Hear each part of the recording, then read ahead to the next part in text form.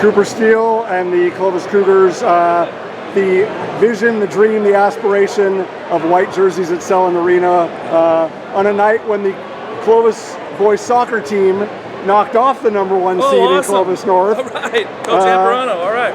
So we get that momentum going, and then the #1 seed says Central East is not going to spoil our fun.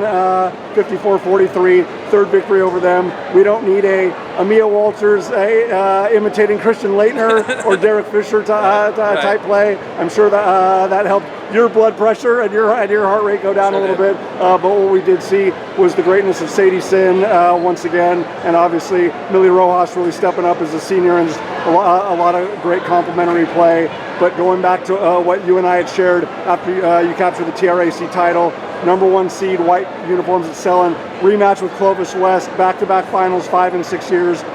What's in your heart right now?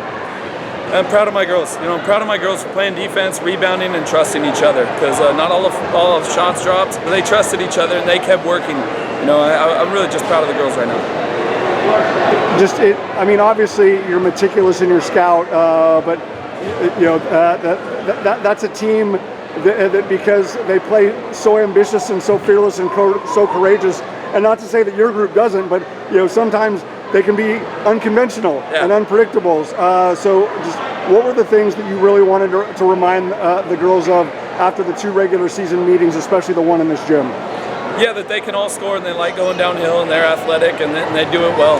You got to stay in front, you got to communicate, you got to fix the switches on kick-ups compared to a ball screen. You got to know which is which, and you got to know who's coming off and who's setting it.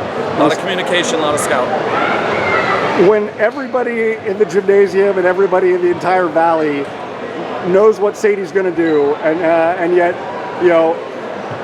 she's still going to get her perimeter shots, she's still going to be able to attack in the mid-range, she's still going to get to the basket, she's still going to be one of the best free throw shooters in California history. Just when everybody knows what you're going to do and you still get 28 points, just how have you seen her, even at this stage of the year, just continue to find new levels and continue to evolve, but not forcing anything and just really still letting the game come to her? Yeah, she's just grown in so many ways as far as angles and how to be physical and where to put your hips and where to put your feet and where to put your eyes and your shoulders. And she's grown in so much, and she is such a student of the game that she will continue to grow every year. She's going to be a lot better in a year from now than she is right now. Most definitely.